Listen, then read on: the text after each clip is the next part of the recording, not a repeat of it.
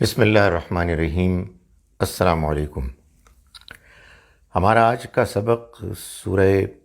مائدہ کی آیت نمبر 82 سے شروع ہوگا، 82 سے۔ اعوذ باللہ من الشیطان الرجیم، بسم اللہ الرحمن الرحیم۔ لَتَجِدَنَّ أَشَدَّ النَّاسِ، تم پاؤ گے لوگوں میں سب سے زیادہ سخت، عداوتاً دشمنی کے اعتبار سے، للذین آمنوا ایمان والوں کے، مسلمانوں کے ساتھ، الیہود یہودیوں کو، والذین اشرکوا اور ان لوگوں کو کہ جنہوں نے شرک کیا، وَلَتَجِدَنَّ اور تم لازماً پاؤ گے، اقربہم ان سے سب سے قریب، مودتاً مودت کے لحاظ سے، للذین آمنوا ان میں سے سب سے قریب،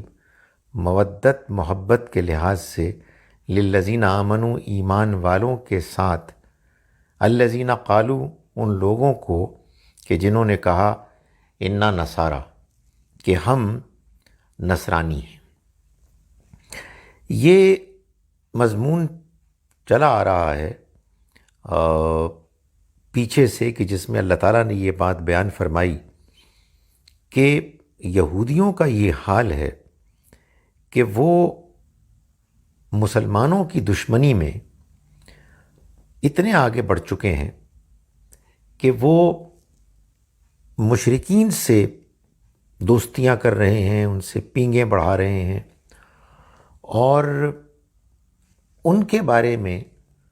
وہ یہ کہتے ہیں کہ یہ اہل ایمان سے زیادہ ہدایت پر ہیں، زیادہ بہتر ہیں۔ تو اللہ تعالیٰ نے اسی بات کو بیان کیا کہ ظاہر ہے کہ جب اللہ کا پیغام بہترین طریقے سے پیش کیا جا رہا ہو اور اس کے مقابل میں کچھ لوگ ہوں کہ جو مخالفت کر رہے ہوں، تو وہ لوگ کہ جو مخالفت کرتے ہیں محض ایک جذبات کی رو میں بہہ کر، اس لیے کہ انہیں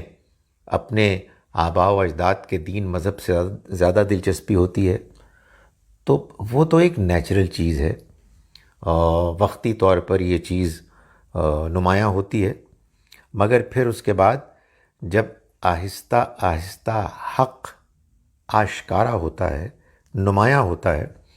تو پھر ان کا وہ جذباتی پن کم ہوتا ہے اور وہ ایمان لے آتے ہیں۔ اس کی بڑی نمایاں مثال عمر رضی اللہ عنہ ہے۔ لیکن اگر معاملہ یہ ہو کہ مخالفت صرف جذباتی اٹیچمنٹ کی وجہ سے نہ ہو اپنے مذہبی نظریات کے ساتھ، بلکہ اس کے پیچھے کردار کی پستی بھی ہو، آپ کہیے گھٹیا پن بھی ہو، جو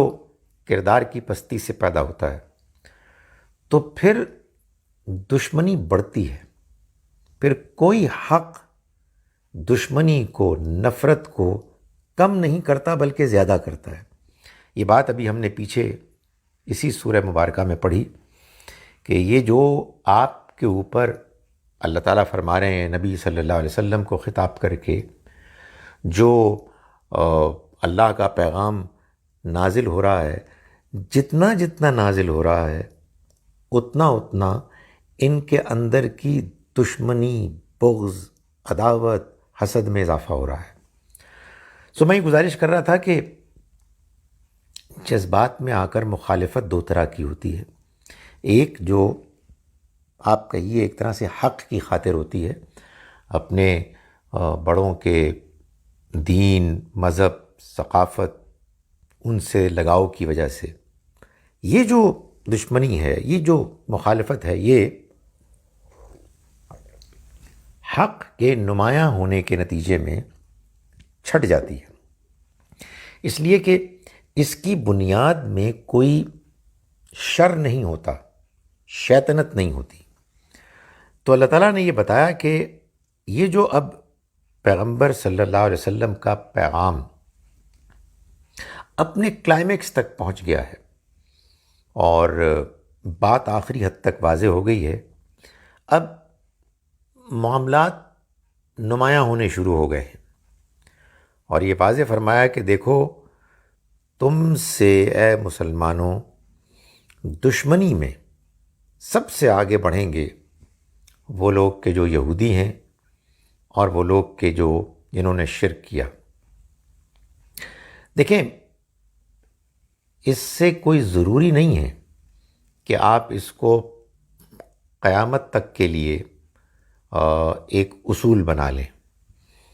آج بھی ہو سکتا ہے بہت سے یہودی بہت زیادہ شدید دشمن ہوں، لیکن یہ بھی ممکن ہے جیسا کہ بتایا جاتا ہے کہ بہت سے یہودی مسلمانوں کے ہمدرد ہیں، اسرائیل کے خلاف ہیں، ان کی جارحیت کے خلاف ہیں۔ ابھی میں نے کل ہی دیکھا ایک اسرائیل کے ایک یہودی نوجوان ہے جو امریکہ میں ہے، اس نے کہا کہ ہمیں یہودی ہونے کی وجہ سے اسرائیل نے بلایا اور ہمیں ایک پروپیگنڈا کے ذریعے سے گزارا پروسیس سے، مگر ہم یہ سمجھ گئے کہ یہ ہمیں فلسطینیوں کے ساتھ تو ملنے نہیں دے رہے۔ ظاہر ہے وہ ایک لمبی بات ہے، لیکن جو بات میں کہنا چاہتا ہوں وہ یہ ہے کہ یہاں الیہود سے مراد وہ یہودی جو نبی صلی اللہ علیہ وسلم کے زمانے میں تھے اور آپ کی شدید مخالفت کر رہے تھے، اور وہ اور وہ مشرک کہ جو مکے کے تھے اور گرد و پیش کے تھے جو آپ کی مخالفت کر رہے تھے۔ آج اگر فرض کیجئے کہ کچھ لوگ شرک کرتے ہیں، ہندو ہیں وغیرہ، ان میں بہت شدید دشمن بھی ہو سکتے ہیں اور وہ بھی ہو سکتے ہیں کہ جو آپ کے ساتھ ہمدردی کرتے ہوں۔ فرمایا وَلَتَجِدَنَّ أَقْرَبَهُمْ، اور تم لازماً پاؤ گے سب سے زیادہ قریب ان میں سے، مودتاً محبت مودت کے پہلو سے، للذین آمنوا اہل ایمان سے، الذین وہ لوگ قالوا جنہوں نے کہا انا نصارا کہ ہم نصرانی ہیں۔ یہ اسلوب بتا رہا ہے کہ الذین قالوا انا نصارا، جنہوں نے کہا کہ ہم نصرانی ہیں، یہ نہیں ہے کہ یہ تمام کرسچنز کے بارے میں کہا جا رہا ہے، بلکہ نبی صلی اللہ علیہ وسلم کے زمانے تک مسیح علیہ السلام کے ماننے والوں، نام لیواؤں میں، ماننے والوں میں ایک بڑا گروہ تو وہ تھا کہ جو سینٹ پال کا ماننے والا اور پیروکار تھا کہ جو آج تک چلے آ رہے ہیں۔ سینٹ پال مسیح علیہ السلام کا براہ راست شاگرد نہیں تھا، حواریوں میں سے نہیں تھا، وہ بعد میں ان پر ایمان لایا، اور اس کے بارے میں بہت سی اوپینینز ہیں کہ وہ یہودی تھا اور نہ جانے اس کی سوچ کس بنیاد پر تھی۔ لیکن جو موجودہ عیسائیت ہے، مسیحیت ہے، یہ اصل میں سینٹ پال کی نظریات پر مبنی ہے۔ اس زمانے میں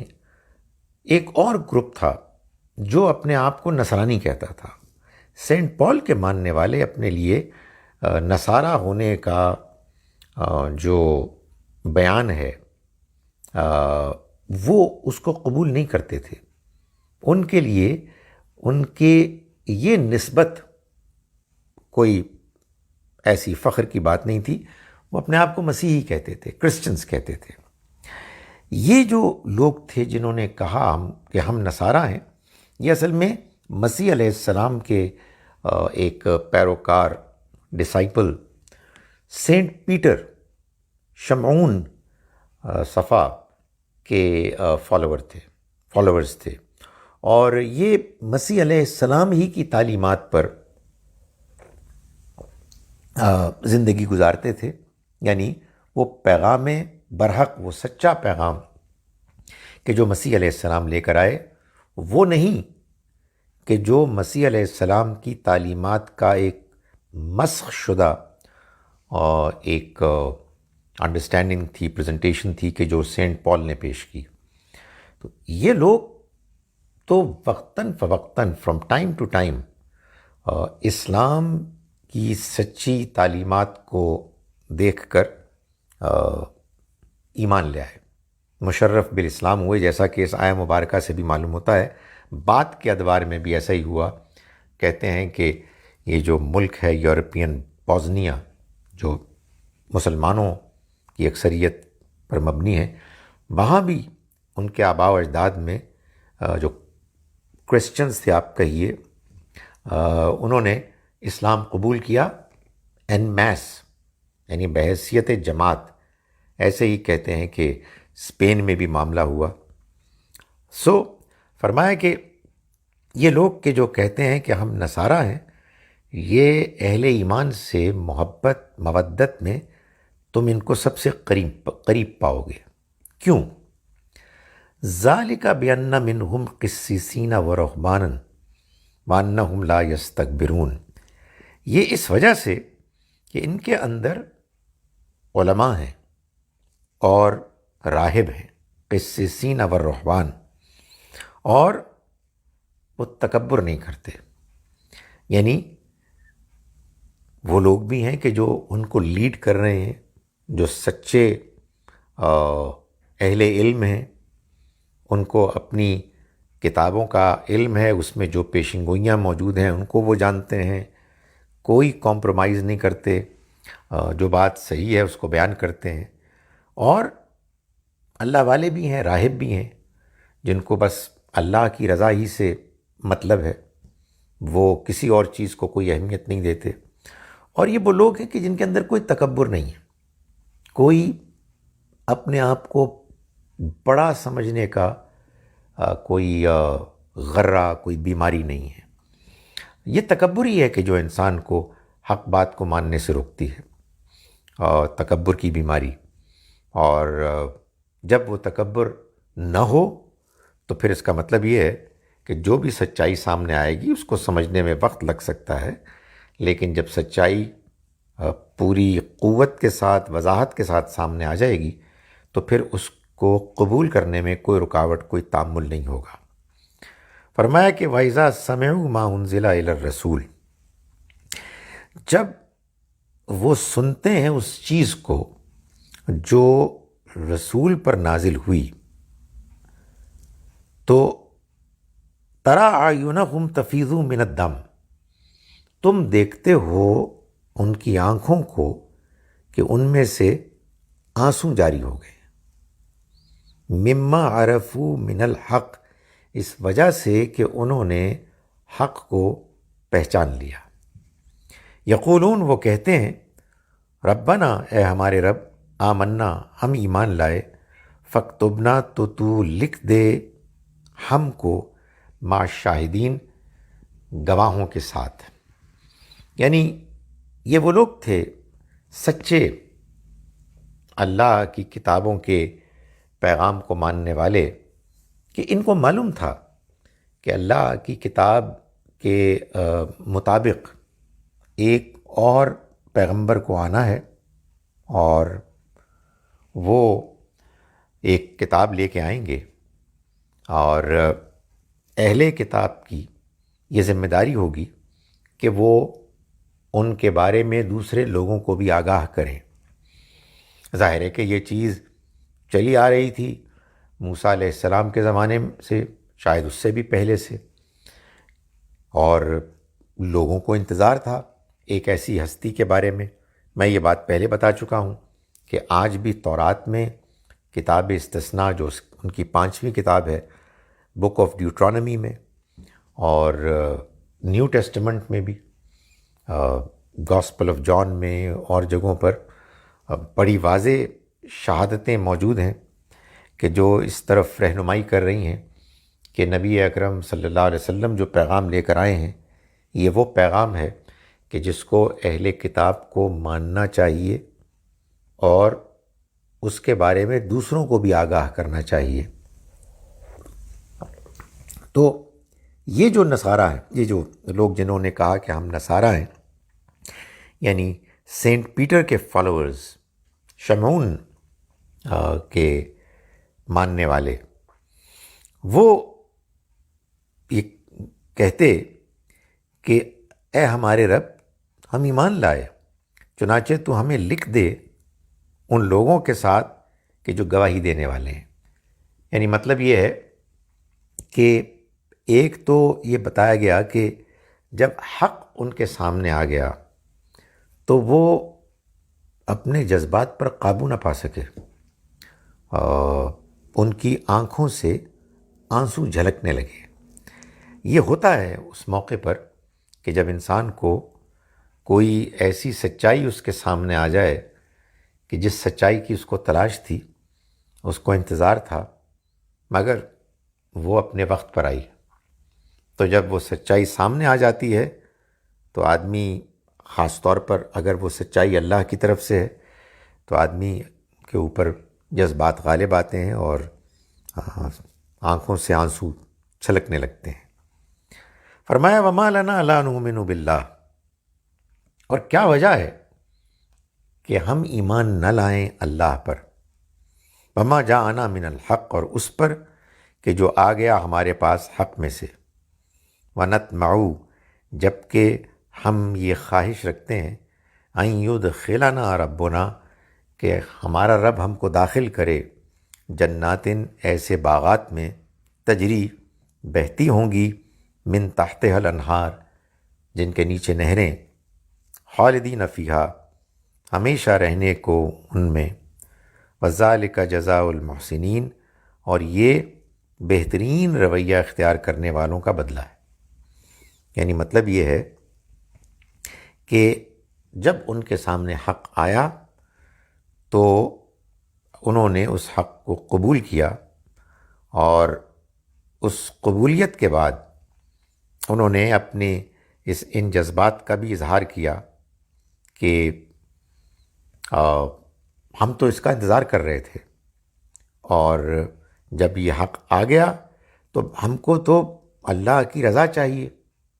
ہمیں تو اصل میں اس چیز کا انتظار ہے کہ ہمارا رب ہمارے اس عمل کو، ہمارے اس رویے کو قبول کرے اور ہمیں آخرت میں کامیابی عنایت فرمائے۔ تو انہوں نے اس کو بغیر کسی جھجک کے اس کو قبول کیا۔ ظاہر ہے کہ دنیا میں انسان کا یہ رویہ کہ وہ حق پسند ہو، اس چیز کی قربانی مانگتا ہے کہ آدمی اپنی زندگی میں جو موجود حالات ہیں ان میں سے وہ باتیں کہ جو حق کے مطابق نہیں ہیں ان کو چھوڑ کر حق کو اختیار کرے، اور وہ لوگ کہ جو سچائی پسند ہیں، جن کے پیروں میں دنیاوی اغراض، مقاصد، دولت، شہرت، خواہشات کی بیڑیاں نہیں لگی ہوئیں، ان کے لیے حق کو قبول کرنا کوئی مشکل ہی نہیں ہوتا۔ تو یہ وہ لوگ تھے کہ جو اس چیز کے خواہش مند تھے کہ ان کا رب ان کو نیک لوگوں میں شامل کرے۔ تو کیا ہوا کہ فَأَثَابَهُمُ اللَّهُ بِمَا قَالُوا، اللہ نے ان کو انعام دیا، پہنچایا اس بنیاد پر کہ جو انہوں نے کہا، جناتن، ایسے باغات میں، تجری من تحتها الانہار، جن کے نیچے نہریں بہتی ہوں گی، خالدین فیہا، وہ ہمیشہ رہیں گے اس میں، وذالک جزاء المحسنین، اور یہ بہترین رویہ اختیار کرنے والوں کا بدلہ ہے۔ سو یہ بتایا گیا کہ، اور ظاہر ہے کہ یہ جو بیان ہے ان لوگوں کا کہ جو اپنے آپ کو نصارہ کہتے تھے، یہ خاص طور پر ان لوگوں کے لیے ہے کہ جو یہود میں اور مشرکین میں اپنی اکڑ، اپنے تکبر کی وجہ سے سچائی کو ماننے کے لیے تیار نہیں ہو رہے تھے۔ تو اللہ تعالیٰ نے فرمایا کہ تمہارے ہی ارد گرد کے لوگوں میں بعض وہ بھی ہیں کہ جو چونکہ حق پسند ہیں، اس لیے انہیں اس بارے میں کوئی رکاوٹ نہیں کہ وہ اگر ان کے پاس حق، سچائی آ گئی، خواہ اس کے نتیجے میں انہیں کچھ اپنے دنیاوی تعلقات، مرتبہ اور مقام کو چھوڑنا بھی پڑے تو اس کے لیے تیار ہو جاتے ہیں، اور وہ یہ کہتے ہیں کہ ہم کیوں نہ ہوں کیوں نہ ہم مانیں، جبکہ ہماری خواہش تو یہ ہے کہ ہم اللہ کو راضی کریں اور ہمارا رب ہم کو نیک لوگوں میں شامل کرے۔ فرمایا والذین کفروا وکذبوا بآیاتنا، رہے وہ لوگ کہ جنہوں نے جان بوجھ کر انکار کیا اور ہماری آیات کو جھٹلایا، اولئک اصحاب الجحیم، وہ آگ والے ہوں گے۔ یعنی جن لوگوں نے اللہ کے پیغام برحق کے آ جانے کے بعد اور اس کے برحق ہونے کے واضح ثبوت نمایاں ہو جانے کے بعد اس پیغام کا انکار کیا، یعنی کفر کیا اور اس کو جھوٹ قرار دیا، تو پھر یہ لوگ ہیں کہ جو نہیں بچیں گے، یہ اللہ کے ہاں پکڑے جائیں گے، سزا پائیں گے۔ یہ ظاہر ہے کہ جب اللہ کے پیغمبر خود آ جاتے ہیں بنفس نفیس اور ان کے پیغام کو پہنچانے کے عمل میں کے نتیجے میں بات آخری حد تک واضح ہو جاتی ہے، تو پھر جو نہیں مانتا اصل میں وہ جان بوجھ کر نہیں مانتا ہے، اور جو مانتا ہے اسے بات سمجھ میں آ جاتی ہے اور وہ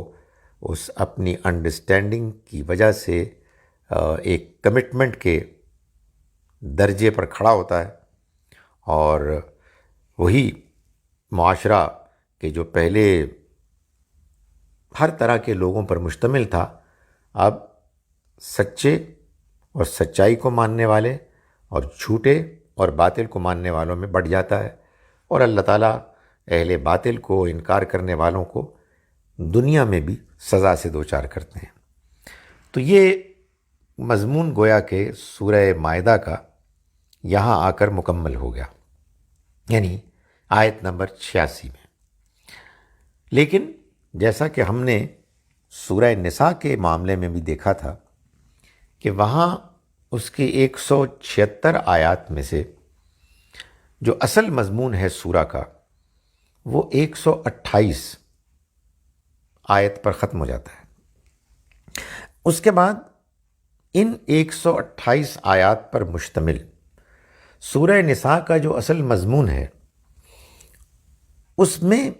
بعض سوالات اٹھتے ہیں جن کا جواب 5 سوالات ہیں جن کا جواب ایک ایک کر کے اللہ تعالیٰ نے سورہ نساء کے اس حصے میں بیان فرمایا کہ جو آیت نمبر 129 سے 176 اختتام تک وہ آیات موجود ہیں۔ سورہ مائدہ میں سورہ مائدہ کے اصل مضمون کا بیان آیت نمبر 86 پر ختم ہو جاتا ہے۔ اس کے بعد جو مضمون چل رہا ہے وہ در حقیقت اسی طرح سے 4 ایسے سوالات کے جوابات پر مبنی ہیں کہ جو سوالات سورہ مائدہ کے پڑھتے ہوئے لوگوں کے ذہنوں میں پیدا ہوئے، ابھرے، تو اللہ تعالیٰ نے ان کو بھی ایک ایک کر کر بیان کر دیا۔ سوال بیان نہیں کیا بلکہ جواب سے معلوم ہوا کہ سوال کیا تھا۔ یہ قرآن مجید کا ایک اسلوب ہے کہ سوال یا تو کیا ہی نہیں جاتا، یعنی بیان ہی نہیں کیا جاتا، یا اگر بیان ہوتا ہے تو مختصر ہوتا ہے، جواب بتا دیتا ہے کہ پورا سوال کیا تھا۔ دوسری بات یہ ہے کہ اس میں سے ہر سوال کے جواب سے پہلے اللہ تعالیٰ نے یا ایھا الذین آمنوا سے خطاب شروع کیا، اور ایک ایک کر کے جو 4 سوالات تھے ان کے جوابات دیے۔ یہ سورہ نساء اور سورہ مائدہ ہی میں اہتمام کیا گیا ہے، یعنی اور صورتیں ایسی نہیں ہیں۔ چنانچہ یہ بھی ان دونوں صورتوں کے جوڑا ہونے کا ایک بڑا اہم پہلو ہے، یعنی یہ بات تو میں آپ کو بتا چکا ہوں کہ قرآن مجید میں 114 میں سے 108 صورتیں 54 جوڑوں پر مشتمل ہیں، اور ان جوڑا صورتوں کے جوڑا ہونے کے مختلف پہلو ہیں۔ تو سورہ نساء اور سورہ مائدہ میں کچھ اور پہلو بھی ہیں کہ جو ان کو جوڑا بناتے ہیں، مگر یہ بھی ایک نمایاں پہلو ہے جو بالکل واضح کر دیتا ہے کہ یہ دونوں صورتیں جوڑا ہیں۔ فرمایا کہ یا ایھا الذین آمنوا لا تحرموا طیبات ما احل اللہ لکم ولا تعتدوا، ایمان والو مت حرام کرو ان پاکیزہ چیزوں کو کہ جن کو اللہ نے تمہارے لیے حلال کی، ولا تعتدوا، اور حد سے آگے مت بڑھو، ان اللہ یحب المعتدین، اللہ حد سے آگے بڑھنے والوں کو پسند نہیں کرتا۔ مطلب یہ ہے کہ وہ جو حد سے آگے بڑھتے ہیں ان کو وہ سخت ناپسند کرتا ہے۔ فرمایا کہ یہ جو بات یہاں سے شروع کی ہے کہ یہ جب اللہ تعالیٰ نے حلال حرام کا ذکر کیا اور یہ فرمایا کہ یہ اب اللہ کی طرف سے وعدہ ہے جو تم کر رہے ہو کہ تم اس کی شریعت کو فالو کرو گے، تو ٹھیک ہے، یہ وعدہ اب تمہیں پورا کرنا ہے۔ لیکن لوگوں نے جب اس کو پڑھا تو انہوں نے یہ محسوس کیا کہ یہ وعدہ اور اس کے پورے کرنے کے بارے میں اگر اتنا زور ہے تو پھر اللہ کے نام پر باندھے گئے جو بھی وعدے ہیں ان کی اپنی بڑی اہمیت ہے۔ تو اگر کوئی شخص شریعت کی حرام کی ہوئی چیزوں کے علاوہ کسی چیز کو اپنے اوپر حرام ٹھہرانے کی قسم کھا بیٹھے تو اس معاملے میں کیا ہوگا؟ یعنی یہ سوال پیدا ہوا۔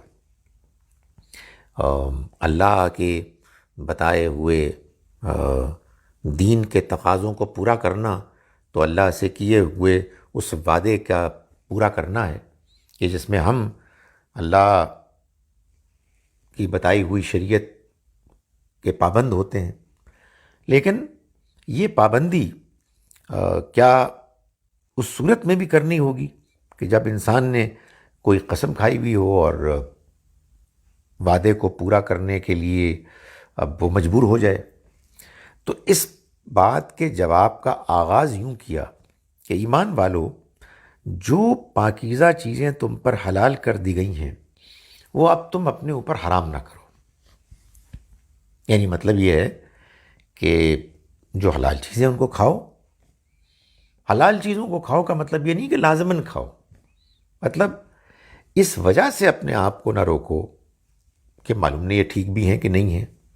ان کو کھانے میں کہیں کوئی اخلاقی دینی کوئی مشکل مسئلہ تو نہیں ہوگا۔ اگر کسی کو کوئی حلال چیز نہیں پسند ہے، طبیعت کی کوئی رکاوٹ ہے یا صحت کے کچھ معاملات ایسے ہیں کہ جن کی وجہ سے بعض چیزوں کو کھانا موضوع نہیں ہے،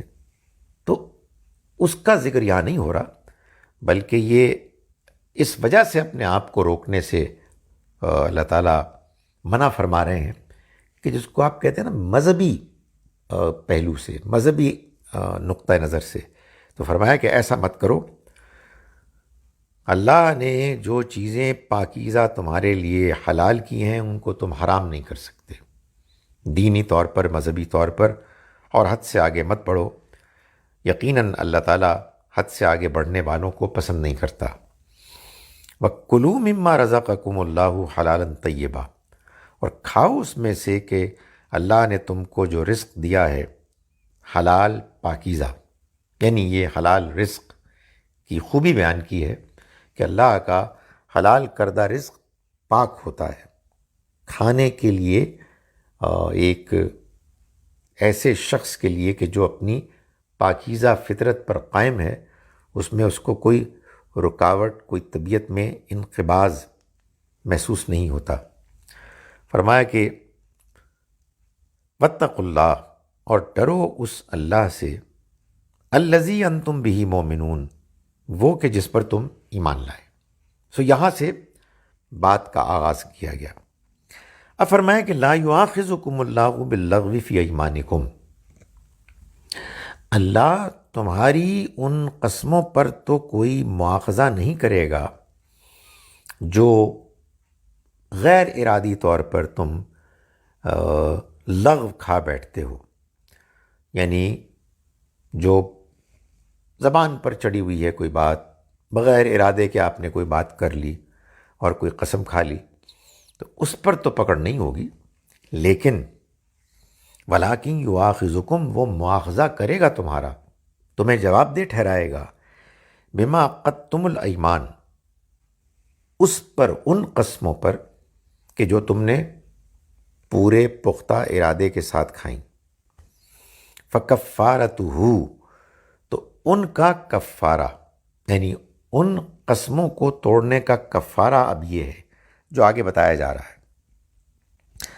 ہمارے دین میں، جیسا کہ ہم نے اس سورہ مبارکہ کے مضمون میں پڑھا، وعدہ پورا کرنے کی بڑی اہمیت ہے، اور وعدہ خلافی پر بڑی سختی ہے، گناہ کبیرہ ہے کہ آپ کسی سے وعدہ کریں اور پھر اس وعدے کو توڑ دیں۔ وعدے کو پورا کرنے کا ہی ایک اور پہلو یہ ہوتا ہے کہ وعدہ کرتے ہوئے وعدے کو پختہ بنانے کے لیے قسم کھا لی جاتی ہے، اور ظاہر ہے کہ قسم جب کھائی جائے گی تو وہ قسم تو اللہ ہی کی قسم ہوگی، اللہ کی قسم کے علاوہ تو کوئی قسم کھائی نہیں جا سکتی، اللہ کی قسم بھی نہیں کھانی چاہیے۔ آپ نے اگر وعدہ کیا ہے تو آپ کی زبان کافی ہونی چاہیے۔ قرآن مجید سے معلوم ہوتا ہے کہ قسمیں تو وہ لوگ کھاتے ہیں کہ جن کو اس بات پر اطمینان نہیں ہوتا کہ لوگ ان پر اعتماد کریں گے، ان کی بات کی بنیاد پر اس کو مان لیں گے، لیکن بہرحال لوگوں نے قسمیں کھا لی۔ اب اس قسم کے توڑنے کی ضرورت پیش آ گئی۔ قسم کو یا وعدے کو توڑنے کا تو کوئی عام طور پر سوال نہیں پیدا ہونا چاہیے، لیکن بعض اوقات کوئی نہ کوئی مصلحت ہوتی ہے جس کی وجہ سے وعدہ توڑنا پڑتا ہے، قسم توڑنی پڑتی ہے۔ اب جو آپ نے وعدہ کیا ہے، معلوم ہو گیا کہ وہ وعدہ غلط تھا، آپ کو وعدہ نہیں کرنا چاہیے تھا، اس میں کوئی اخلاقی قباحت تھی، آپ کو سمجھ میں آ گیا کہ دین نے جو آپ کو احکام دیے ہیں یہ وعدہ اس کے خلاف ہے۔ آپ نے وعدہ کیا اور آپ کو معلوم ہوا کہ یہ تو ٹرانزیکشن ہی سودی ہے، تو یہ وعدہ تو ٹھیک نہیں ہے، آپ سود نہیں لے سکتے، یا آپ نے کوئی ایسا وعدہ کیا جس کے پورا کرنے پر کسی کو تکلیف پہنچے گی، کسی کی دل آزاری ہوگی، تو اس صورت میں تو پھر وعدہ، قسم توڑنی پڑے گی۔ تو فرمایا کہ یہ جو قسمیں ہیں جن کو کہ توڑنے کی ضرورت پیش آ جائے تو ان کا کفارہ کیا ہے؟ اطعام 10 مساکین، 10 مسکینوں کو کھانا کھلانا، من اوسط ما تطعمون اہلیکم، ویسا کھانا، اوسط، ایوریج، کہ جو تم اپنے گھر والوں کو کھلاتے ہو۔ بعض اوقات بڑی زبردست ڈشز بنتی ہیں، بعض اوقات کوئی بہت ہی سادہ کھانا ہوتا ہے، مگر ایک ایوریج کوالٹی آف فوڈ جو عام طور پر آپ کھاتے ہیں وہ 10 مسکینوں کو کھلانا ہے۔ یہ بھی ہو سکتا ہے کہ کسی ایک ہی مسکین کو 10 مرتبہ کھلا دیں، یہ بھی ہو سکتا ہے کہ 10 مسکینوں کو ایک ساتھ کھلا دیں۔ جب اللہ تعالیٰ نے اس معاملے میں کوئی پابندی عائد نہیں کی تو پھر جو اللہ نے اختیار، چھوٹ، آزادی دی ہے، اس کو اگر اس سے کسی نے فائدہ اٹھانا ہے تو ضرور اٹھا لے۔ دوسرا یہ کہ او کسوتہم، اگر کھانا کھلانا یہ ممکن موضوع نہیں ہے یا دوسری شکل زیادہ فیزیبل ہے تو ان کو کپڑے پہنانا، یعنی 10 مسکینوں کو لباس دے دینا جس کو وہ پہن سکیں۔ او تحریر رقبہ، یا پھر غلام کا آزاد کرنا، گردن کا چھڑانا یعنی غلام کا آزاد کرنا۔ فمن لم یجد، پھر جو نہیں پائے ان میں سے کسی کے بارے میں صلاحیت، سکت، امکان، تو فصیام و ثلاثت ایام، تو 3 دن کے روزے رکھنے ہوں گے۔ روزے ہوتے ہیں، کون سے 3 دن ہو اس کو نہیں اسپیسیفائی کیا گیا، کیا لگاتار 3 دن ہو یہ بھی نہیں کہا گیا۔ جب کچھ اس طرح کی باتیں نہیں کہی گئیں تو جتنی بات کہی گئی ہے اسی تک اکتفا کرنا چاہیے۔ ذالک کفارۃ ایمانکم اذا حلفتم، یہ ہے کفارہ تمہاری ان قسموں کا کہ جو تم کھا بیٹھتے ہو۔ واحفظوا ایمانکم، اور تم اپنی قسموں کی حفاظت کیا کرو۔ کذالک یبین اللہ لکم آیاتہ، اسی طرح سے اللہ واضح کرتا ہے اپنی آیات کو تمہارے لیے، لعلکم تشکرون، تاکہ تم شکر ادا کرو۔ یہ جو آیت ہے کذالک یبین اللہ لکم آیاتہ، یہ قرآن مجید میں آپ کئی جگہوں پر دیکھیں گے، اور یہ آتی اس لیے، یعنی جس کو آپ کہتے ہیں توضیحی آیات، یہ آتی ہیں کہ سورہ میں اگر کوئی مضمون ایسا ہے کہ جو وضاحت طلب ہے اور اللہ تعالیٰ اس کی وضاحت فرماتے ہیں، تو اس کے بعد یہ آیت بھی آ جاتی ہے، اور یہ اصل میں اسی اللہ کے وعدے کے پورا کرنے پر ایک یاد دہانی، ایک اشارہ ہے کہ جو بالکل آغاز میں اللہ تعالیٰ نے فرمایا تھا سورہ القیامہ میں، آیت نمبر 16 سے 19 تک، غالباً آیت نمبر 19 ہے، ثم ان علینا بیانہ، پھر ہماری یہ ذمہ داری ہے کہ ہم اس کو بیان کریں، اس کی وضاحت کریں۔ تو جب اس طرح کی وضاحت اللہ تعالیٰ کی طرف سے کسی سوال کے جواب میں آئی تو اللہ تعالیٰ نے اس کو بیان کر دیا کہ دیکھو یہ ہم نے وعدہ کیا تھا، ہم اپنے اس وعدے کو پورا کر رہے ہیں۔ یا ایھا الذین آمنوا انما الخمر والمیسر والانصاب والازلام رجس من عمل الشیطان فاجتنبوہ لعلکم تفلحون، ایمان والو، یہ شراب، یہ جوا اور تھان اور قسمت کے تیر، یعنی یہ جو بتوں کے استھان ہوتے ہیں، اور یہ تیروں سے جو کھیلتے ہو تم، قسمت آزمائی کرتے ہو، رجسم من عمل الشیطان، یہ سب شیطان کے گندے کام ہیں۔ یعنی یہ چاروں کی چاروں باتیں جو بیان کی گئی ہیں، فاجتنبوہ، تو تم اجتناب کرو اس سے، لعلکم تفلحون، تاکہ تم فلاح پاؤ۔ یعنی اب یہ دوسرا سوال ہے جو سورہ مبارکہ کے مضامین کو جب پڑھیں آپ تو یہ سوال پیدا ہوتا ہے کہ یہ کیا معاملہ ہے کہ جو اللہ تعالیٰ نے حرمتیں بیان کی ہیں اور بڑے زور و شور سے بیان کی ہیں کہ یہ حرام ہے، یہ حرام ہے، سور کا گوشت حرام ہے، مردار کا گوشت حرام ہے، خون حرام ہے، غیر اللہ پر لیا گیا نام، اگر کسی جانور کے ذبح کے موقع پر غیر اللہ کا نام لیا گیا وہ حرام ہے، تو پھر کیا یہ سمجھا جائے کہ جب اللہ تعالیٰ نے اپنے حرام کردہ جتنی بھی چیزیں ہیں اپنی شریعت میں، ان کو کیا بیان کر دیا ہے سورہ مائدہ کے آغاز میں؟ تو یہ سوال پیدا ہوا، یعنی کیا پھر شراب اور جوا یہ ٹھیک ہیں؟ جیسا کہ ہمارے ہاں بہت سے لوگ جو شراب پیتے ہیں یا شراب پینے کے شوقین ہیں، وہ یہ کہتے ہیں کہ یہ حرام کہاں ہے، کہاں لکھا ہوا ہے کہ یہ حرام ہے؟ قرآن مجید میں اگر ہے، زیادہ سے زیادہ آپ یہ کہہ سکتے ہیں کہ ناپسندیدہ ہے۔ تو یہ سوال دائرہ پیدا ہوا، تو اللہ تعالیٰ نے پھر اس کا جواب دیا، فرمایا کہ یہ شراب، جوا، استھان، بتوں کے ہاں بتوں کی جو جگہ ہے، علاقہ جہاں ان کو پوجا جاتا ہے وہ، اور پانسے کے قسمت کے تیر، یہ رجسن گندگی ہیں من عمل الشیطان، شیطان کے عمل میں سے، فجتنبوہ تو تم اجتناب کرو اس سے، لعلکم تفلحون تاکہ تم فلاح پاؤ۔ یعنی یہ بڑا سخت لب و لہجہ ہے اور اس کی سختی اور مزید آگے بیان ہوگی، لیکن یہ الفاظ ہی کسی محتاط انسان کے لیے شراب اور جوئے اور ان دوسری گندگیوں سے دور ہونے کے لیے کافی ہے کہ اللہ تعالیٰ فرماتے ہیں کہ یہ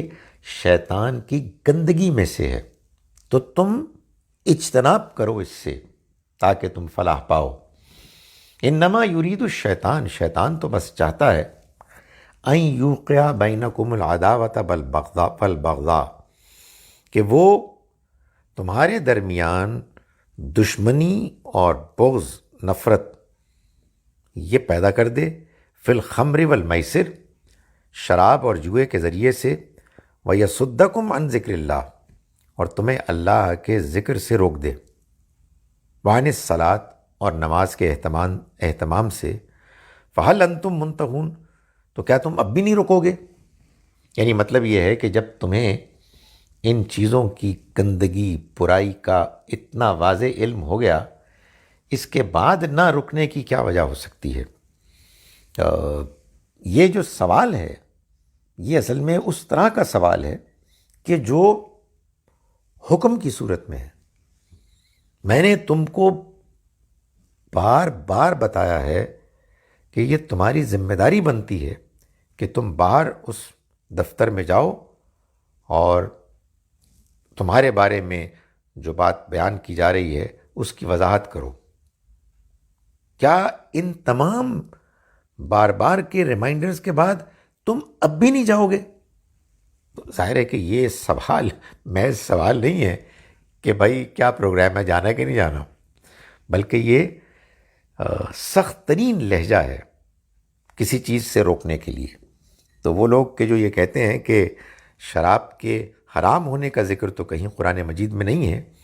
وہ اصل میں پہلے اپنی طرف سے وہ ایک اصول بنا رہے ہیں کہ کسی چیز کے حرام ہونے کے لیے لفظ حرام کو بیان ہونا ضروری ہے۔ لفظ حرام قرآن میں بیان ہوا ہے، لیکن اس کے اس مفہوم میں کہ جس میں ہماری زبان میں اس کو اب استعمال کیا جاتا ہے، جس میں کہ بظاہر ہی غلط فہمی ہوتی ہے کہ کچھ چیزیں ہیں جو حرام ہیں اور جو چیزیں حرام نہیں ہیں وہ بس ٹھیک ہے، زیادہ سے زیادہ آپ یہ کہہ سکتے ہیں کہ اچھی بات ہے اگر آپ نہ کریں، لیکن کوئی اس بارے میں سختی نہیں ہے۔ تو اللہ تعالیٰ نے جس طرح سے شراب، جوئے، استھان اور قسمت پانسوں کے تیروں کے بارے میں فرمایا ہے،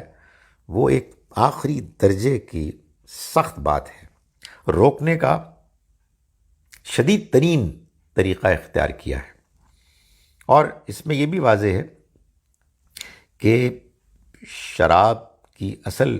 پرابلم، وجہ وہ اس کا وہ ہے نشہ، جو انسان کو دوسروں کے ساتھ دشمنی اور بد کلامی پر مائل کرتا ہے۔ اور یہ بد کلامی اس لیے ہوتی ہے کہ انسان کی عقل معوف ہو جاتی ہے اور پھر اس کے اندر کوئی اخلاقیات نہیں رہتی، انسان بے غیرت سا ہو جاتا ہے، آپ کو اپنے اوپر کنٹرول نہیں رہتا۔ عرب کے معاشرے میں تو ایسا بہت ہوا کہ ان کے شراب پینے کی وجہ سے شراب کی مجلسوں میں جھگڑے شروع ہو گئے۔ ان جھگڑوں میں بہت کچھ معاملہ ان کے ہاں کی غیرت کے تصورات سے تھا۔ ظاہر ہے کہ ہر گھر کی عزت غیرت ہوتی ہے، اگر آپ اس کو چھیڑنا شروع کر دیں تو اس کے نتیجے میں سیریس رد عمل پیدا ہوتا ہے۔ تو ایک جانب اہل عرب اپنے غیرت کے معاملے میں، اپنی عزت کے معاملے میں بہت حساس تھے، لیکن دوسری جانب شراب پیتے تھے، اور شراب کے پینے کے نتیجے میں جو ایک زبان اپنے کنٹرول سے باہر ہو جاتی ہے وہ اس کا مظاہرہ ہوتا، اور پھر تلواریں نیام سے نکلتی اور لڑائی ہوتی، دنوں، ہفتوں، سالوں، بلکہ بعض اوقات کہتے ہیں کہ ایک لڑائی تو کوئی صدی پر محیط رہی، تو اللہ تعالیٰ نے اس سے روکا اس کے نشہ آور ہونے کی وجہ سے۔ اور ظاہر ہے کہ اس کا مطلب یہ ہے کہ یہ محض انگور یا کھجور کی شراب نہیں، ہر شراب، ہر وہ شے کہ جو انسان کے اندر نشہ پیدا کرتی ہے وہ حرام ہے۔ دوسری بات یہ بھی بالکل ٹھیک لگتی ہے کہ جب کوئی شے بڑی مقدار میں حرام ہے تو پھر اس کو تھوڑی مقدار میں بھی حرام ہونا چاہیے۔ تو یہ اس آیہ مبارکہ کا پیغام ہے۔ فرمایا کہ فَهَلْ أَنْتُمْ مُنْتَهُونَ، تو کیا تم اب بھی نہیں رکو گے؟ وَأَطِیعُوا اللَّهَ وَأَطِیعُوا الرَّسُولَ وَاحْذَرُوا، اور اللہ اور رسول کی اطاعت کرو اور بچتے رہو۔ فَإِن تَوَلَّیْتُمْ، پھر اگر تم نے منہ موڑا، فَاعْلَمُوا، تو جان لو،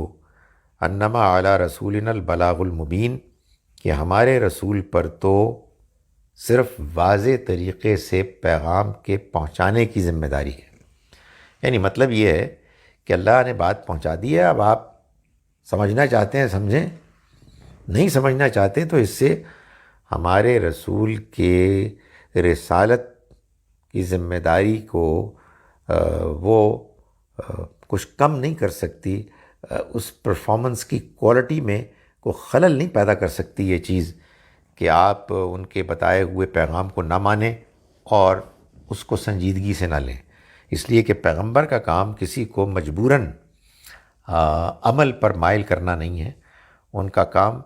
اللہ کے پیغام کو واضح طریقے سے پہنچانا ہے۔ اس کے بعد یہ سوال پیدا ہوا کہ شراب کی حرمت سمجھ میں آ گئی، واضح ہو گیا کہ یہ آخری حد تک حرام ہے، مگر بھائی یہ اس کے حرام ہونے کی جو خبر ہے یہ تو اب آخر میں آئی ہے نا، سورہ مائدہ میں، سورہ بقرہ میں بھی ذکر ہے، سورہ نساء میں بھی ذکر ہے۔ ایک جگہ یہ کہا گیا جی کہ یہ شراب اور جوا ان کے بارے میں پوچھو تو آپ ان سے کہہ دیجئے کہ ان دونوں کا گناہ بھی ہے اور ان دونوں کے کچھ فائدے بھی ہیں، مگر ان کا گناہ ان کے فائدے سے بڑھ کر ہے۔ بس اتنی سی بات کی۔ سورہ نساء میں یہ بات کی گئی کہ تم نماز کے قریب بھی نہ ہو نشے کی حالت میں۔ تو اس سے یہ واضح نہیں ہوتا تھا کہ یہ حرام ہے بھی کہ نہیں ہے،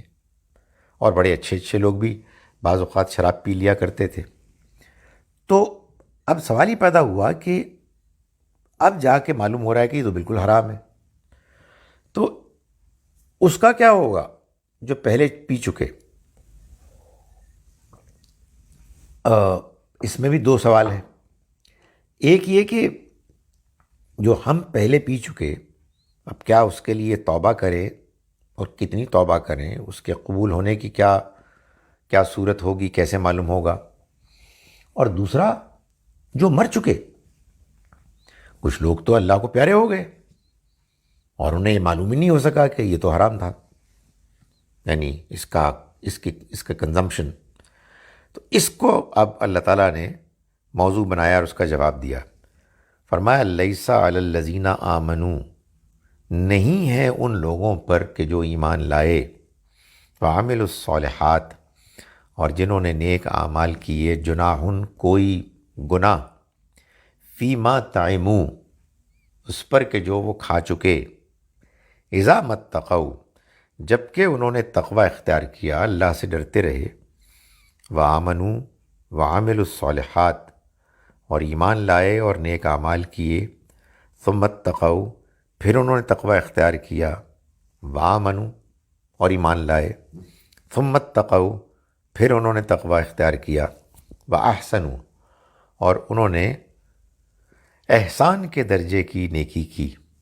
احسان کے درجے کا رویہ اختیار کیا۔ واللہ یحب المحسنین، اللہ تو پسند ہی ان کو کرتا ہے کہ جو محسن ہیں، جو بہترین رویہ اختیار کرنے والے ہیں۔ اس میں دو باتیں بیان کی گئی ہیں۔ ایک تو جیسا کہ میں پہلے گزارش کر چکا، یہ واضح کیا گیا ہے کہ اگر کوئی شخص پہلے شراب پیتا تھا، جب کہ شراب کے حرام ہونے کی خبر واضح طریقے سے نہیں پہنچی تھی، تو اگر وہ نیک آدمی تھا تو اللہ تعالیٰ پھر اس کے اس شراب پینے کی وجہ سے اس کو نہیں پکڑیں گے۔ اس سے اللہ کی یہ مہربانی بھی معلوم ہوئی کہ اسی طرح سے اگر انسان بعض ایسی غلطیاں کرتا رہا جن کے غلط ہونے کا اس کو صحیح طرح سے اندازہ نہیں تھا، کچھ کھٹک تو ہوتی ہے، لیکن یہ کہ ایسا نہیں ہے کہ اس کو معلوم ہو کہ یہ آخری درجے کی حرام چیز ہے جس کو چھوڑنا لازم ہے، تو ظاہر ہے کہ اللہ تعالیٰ اس بارے میں بھی یہی رویہ معلوم ہوتا ہے اختیار فرمائیں گے انشاءاللہ کہ اگر انسان عمومی طور پر اچھا ہے، ایمان لاتا ہے، نیک عمل کرتا ہے، بہترین رویہ اختیار کرتا ہے، تو جو کچھ پیچھے ہو گیا ان معاملات میں کہ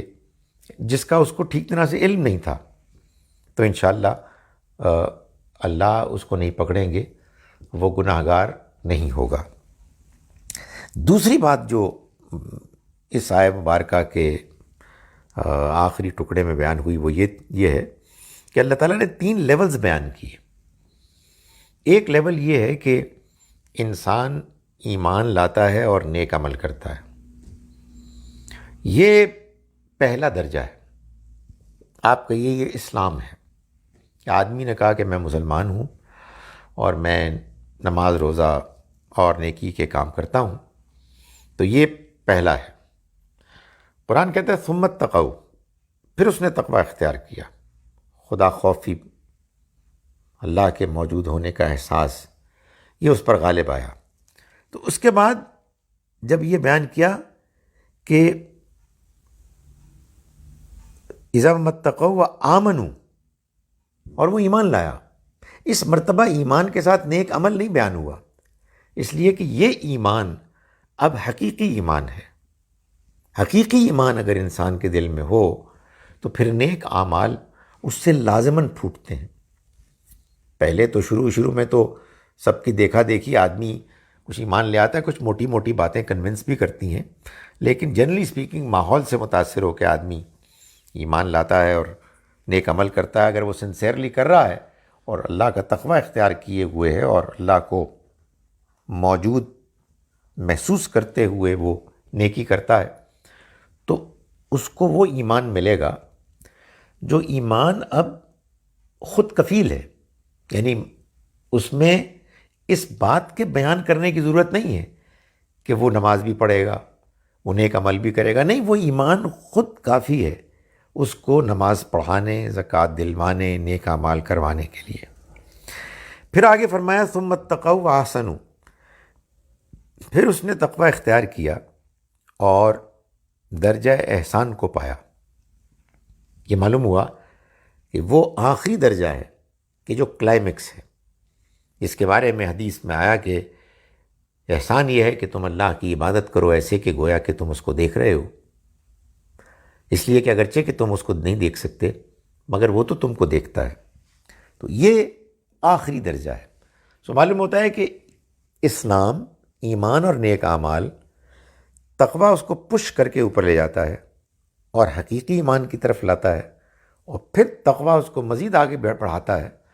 اور انسان کو درجہ احسان تک لے جاتا ہے۔ چنانچہ یہ گاڈ کانشسنس، اللہ کے حدود کا لحاظ، اللہ کو حاضر و ناظر جانتے سمجھتے ہوئے زندگی گزارنا، یہ وہ چیز ہے کہ جو انسان کو ایمان میں، اخلاق میں، روحانیت میں ترقی دینے والی ہے۔ فرمایا واللہ یحب المحسنین، اور اللہ تو پسند ہی ان کو کرتا ہے کہ جو محسن ہیں، جو بہترین رویہ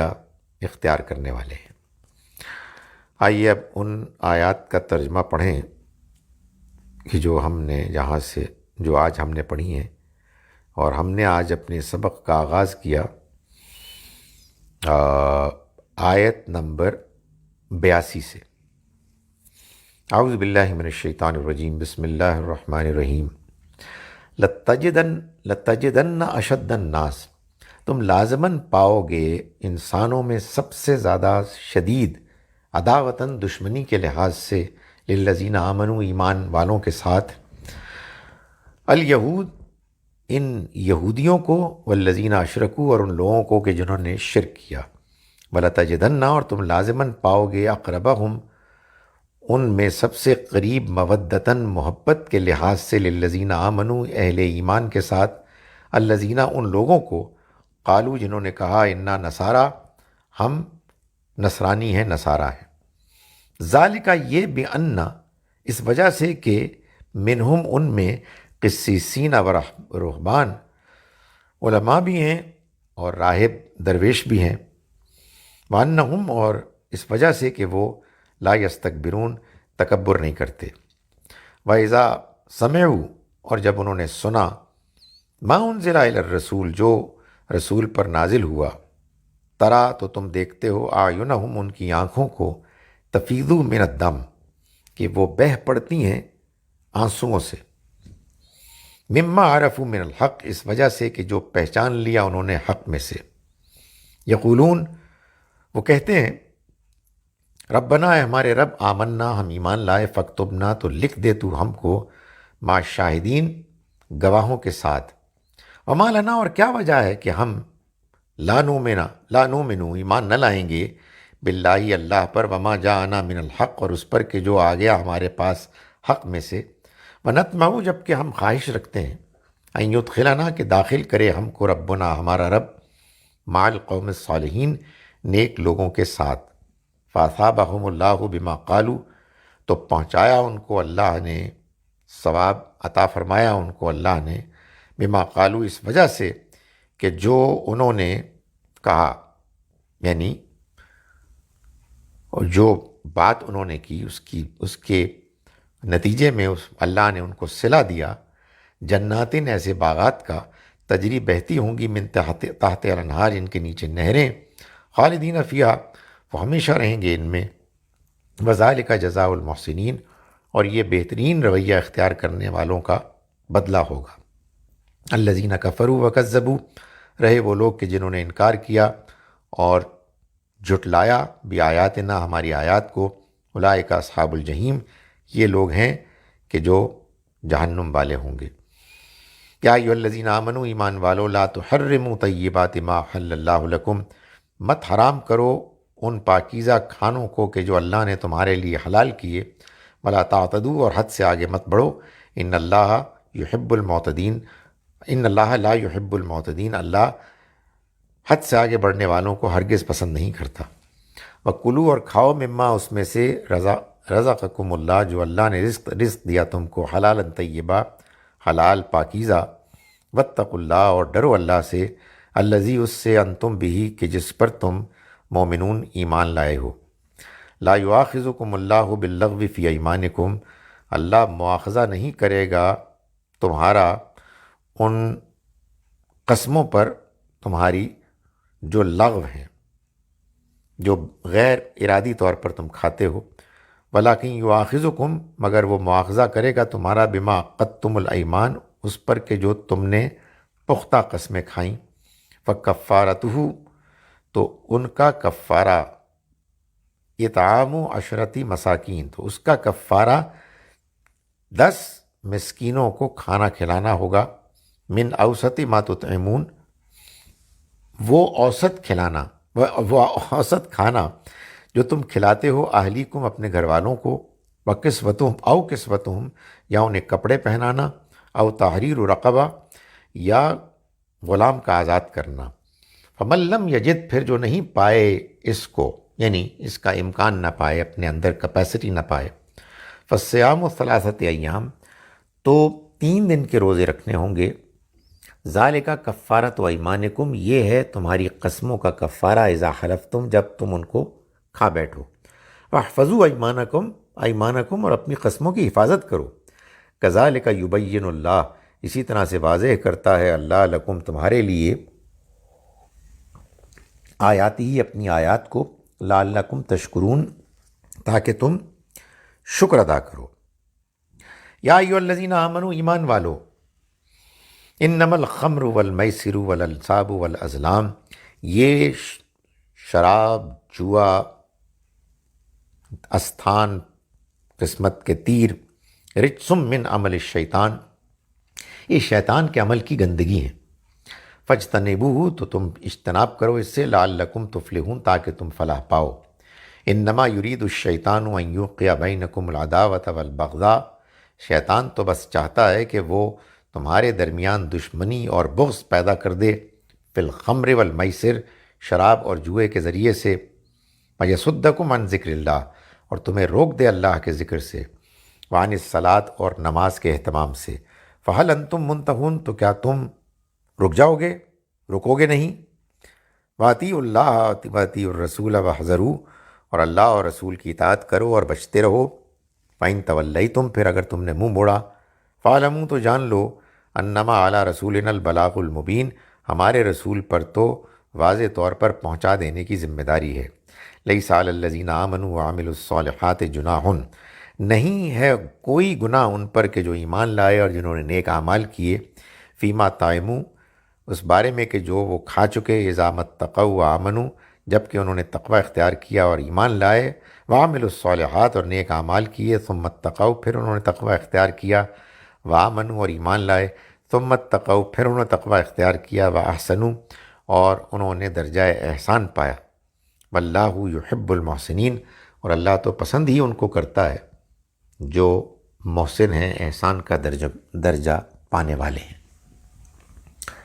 اچھا جناب، سوالات؟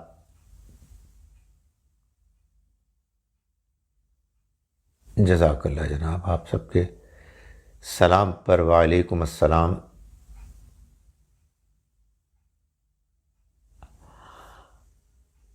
As we know, Rahbaniyat is not encouraged, then why Allah Almighty has praised a Rahban? قسیسین و رہبان، یہ وہ لوگ تھے کہ جو درویش تھے۔ رہبانیت جس کو کہ اللہ نے روک دیا ہے، وہ دنیا سے کٹنا ہے۔ آپ جنگلوں میں چلے جائیں، غاروں میں چلے جائیں، اور اپنے آپ کو دنیا کے ضرورتوں سے، تعلقات سے کاٹ دیں، اس سے ہمیں روک دیا گیا ہے، اس لیے کہ یہ زندگی کا امتحان تو ہے ہی زندگی میں رہتے ہوئے، مگر رہبانیت، جزوی رہبانیت، آپ کہیے کہ شارٹ ٹرم، ٹیمپرری، اس کے فائدے ہوتے ہیں، یعنی آپ دنیا کی رغبتوں، دنیا کی بہت زیادہ گلیمر سے اپنے آپ کو بچا لیتے ہیں۔ اگر آپ غور کریں تو دن میں 5 وقت کی رہبانیت آپ کی نماز ہے، جس میں کہ آپ دنیا سے کٹ جاتے ہیں۔ سال میں 1 مہینے کی رہبانیت روزے رکھنا ہے، آپ کھانے پینے سے کٹ جاتے ہیں۔ انہی میں پھر اعتکاف کی رہبانیت ہے، دنیا سے آپ کٹ جاتے ہیں۔ جو لوگ عمرے پہ جاتے ہیں، جو لوگ حج پہ جاتے ہیں، وہ بھی یہی رہبانیت اختیار کرتے ہیں۔ تو جزوی رہبانیت تو مطلوب ہے، اس لیے کہ اس سے انسان اپنے اوپر اس کا جو نفس ہے اس کو غالب ہونے سے روکتا ہے۔ ہم محسوس کرتے ہیں کہ ہمارے اوپر دنیا غالب آ گئی ہے، مگر پھر رمضان کا مہینہ آتا ہے، وہ ہم کو پھر ذرا گناہوں سے دور کرتا ہے۔ سو یہ جو رحمانیت ہے جزوی، یہ تو بڑی مطلوب چیز ہے۔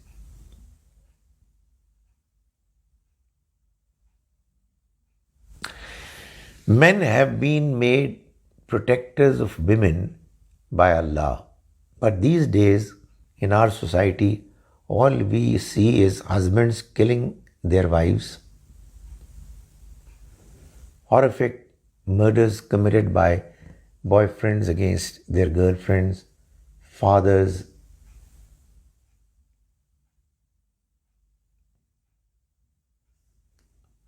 killing their daughters,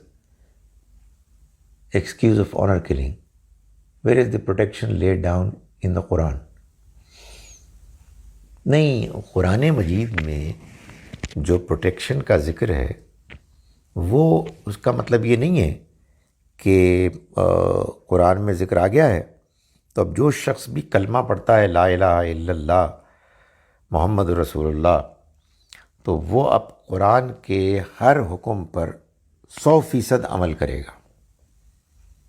ایسا تو نہیں ہوتا، ہم جانتے ہیں اللہ کے حکم کو جو دل و جان سے مانتا ہے، جانتا ہے اور اس پر عمل کرنے کی کوشش کرتا ہے، وہ لازماً ان کو پروٹیکشن دے گا اور ان کی حفاظت کو اپنی ذمہ داری سمجھے گا۔ لیکن جو یہ رویہ نہیں رکھتے، ان کی کوئی گارنٹی نہیں ہے۔ میں آج ہی آپ کو بتایا ہے کہ قرآن نے بہت کلیئرلی یہ بتایا ہے کہ شراب اور جوا حرام ہے۔ کتنے ہی مسلمان ہیں کھاتے پیتے لوگ شراب پیتے ہیں، جوا کھیلتے ہیں، کہتے ہیں کہاں لکھا ہوا ہے؟ سو لکھا ہوا ہونا اور چیز ہے، اور اس کو ماننا اور اس پر عمل کرنا یہ اور چیز ہے۔ چنانچہ ہمیں اسی لیے قرآن کی تعلیمات کو، صحیح تعلیمات کو عام کرنے کی کوشش کرنی چاہیے۔ اور یہ آپ نے ماں باپ شوہر بیوی اور باپ بیٹی کے درمیان میں بوائے فرینڈ گرل فرینڈ کہاں سے ڈال دیا؟ اس کی تو سرے سے کوئی ہمارے معاشرے میں گنجائش ہی نہیں ہونی چاہیے، اس کا تو تذکرہ ہی نہیں ہونا چاہیے۔ یہ ٹرینڈ کہاں سے آ گیا؟ ہمیں آخر اپنے آپ کو جو ویسٹرن طریقہ ہے اس سے بچانا ہے، تو یہ ہمارے ہاں کا طریقہ نہیں ہے۔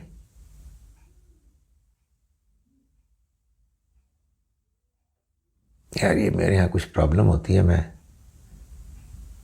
Just let me try it, goodness me. دو allegorically and metaphorically شراب and حور reward in Jannat sounds bit off to me as we relate them with bad connotation۔ دیکھیے حور ایک الگ موضوع ہے جس کو میرا خیال ہے کہ غامدی صاحب نے بہت واضح کر دیا ہے کہ حور کسی مخلوق کا نام ہی نہیں ہے۔ یہ تو جیسے این بڑی آنکھ والی خواتین جو ہے نا، ان کی آنکھوں کے لیے کہا گیا تھا، لفظ استعمال ہوا ہے، اسی طرح سے حور ان کی رنگت کے لیے ہے۔ تو یہ تو ہمارا ایک مسکنسیپشن ہے انفارچونیٹلی، اور صحیح حدیثوں میں بھی کوئی ایسا ذکر نہیں ہے۔ رہی یہ بات کہ مردوں کو ان کی بیویاں، یا اگر ان کی بیویاں کوالیفائی نہیں کریں گی تو کوئی اور خاتون ان کی بیوی کے طور پر ان کو ملے گی، اور اسی طرح سے خواتین کو ان کے شوہر، یا اگر وہ کوالیفائی نہیں کریں گے تو کوئی اور مرد ان کے شوہر کے طور پر ملیں گے، اور ظاہر ہے وہ اپنی سیرت میں بھی صورت میں بھی بہت بہتر ہوں گے۔ تو اس میں کیا خرابی کی بات ہے؟ اور اگر آپ کو وہاں ایسا مشروب ملے کہ جو شراب کی طرح نہ آپ کے دماغ کو معوف کرے، نہ آپ کا اخلاق اس سے بگڑے، تو اس میں کیا مسئلہ ہے؟ تو یہ اصل میں یہ دنیا کے لیے یہ چیزیں ایک حد سے زیادہ یہ خرابی پیدا کرتی ہیں، اور اگر ان کے اندر کی خرابی دور کر دی جائے اور ان میں جو خیر کا پہلو ہے اس کو نمایاں کیا جائے جیسا کہ اللہ تعالیٰ کریں گے، تو پھر اس میں کوئی حرج نہیں ہے۔ تو یہ مکس اپ کرنے کی ضرورت نہیں ہے۔ یہاں شراب اپنی ان قباحتوں کے ساتھ ایک بری چیز ہے، اس کی وہ قباحتیں نکال دی جائیں اور محض اس کے اندر جو ایک لذت، ایک سرور ہے، اس کو برقرار رکھا جائے، تو وہ کوئی کنڈیمنیبل چیز نہیں ہے۔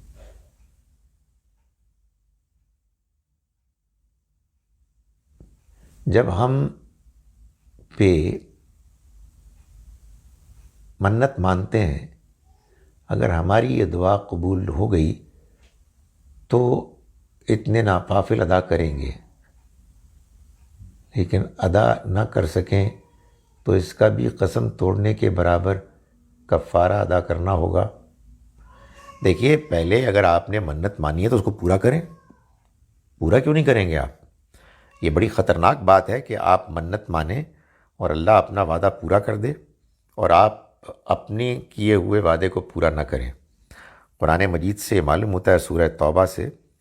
کہ منافقت پیدا ہونے کی ایک وجہ یہ بھی تھی، پیدا ہونا ایسے ہوا کہ بعض لوگوں نے اللہ سے وعدہ کیا کہ اگر وہ ان کو مال دے گا تو اس کے راستے میں خرچ کریں گے، اللہ نے ان کو مال دیا، وہ مکر گئے۔ اللہ تعالیٰ نے فرمایا کہ اللہ نے اس کے نتیجے میں ان کے اندر منافقت ڈال دی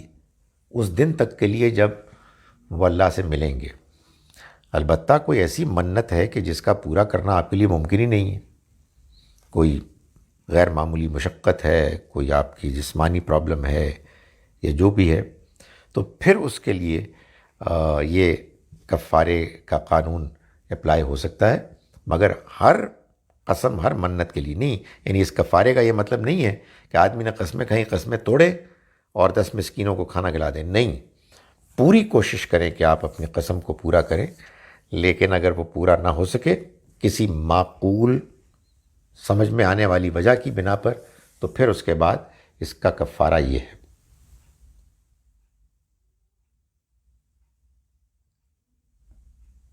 Good women for good men, bad women for bad men. As Allah says, but why Allah granting this relationship for people who will receive punishment? کبھی آپ ایسے گھر سے واقف نہیں ہیں جس میں شوہر اور بیوی ایک دوسرے کے اوپر لعن طعن کرتے رہتے ہیں اور ایک دوسرے سے نفرت کرتے ہیں؟ وہ اس دنیا میں جہنم ہے۔ تو ہمارے یہاں نہ جانے کیوں میاں اور بیوی کی ریلیشن شپ کو ایک خاص انداز ہی میں دیکھا جاتا ہے۔ میں تو ہمیشہ یہ کہتا ہوں کہ ایک اچھی فیملی لائف اس دنیا میں بہترین زندگی ہے، یعنی بہترین کوالٹی آف لائف کا اگر آپ کوئی نمونہ دیکھنا چاہیں تو میاں اور بیوی کے اچھے تعلقات میں دیکھیں، اور اگر بدترین نمونہ زندگی میں دیکھنا چاہیں زندگی گزارنے کا تو ایسے میاں بیوی کو دیکھیں کہ جو ہر وقت ایک دوسرے سے لڑتے رہتے ہیں، نفرت کرتے ہیں، ایک دوسرے کی شکایتیں کرتے ہیں، ایک دوسرے کی شکل نہیں دیکھنا چاہتے، تو یہ خود ایک سزا ہے۔ تو اس میں قرآن مجید نے تو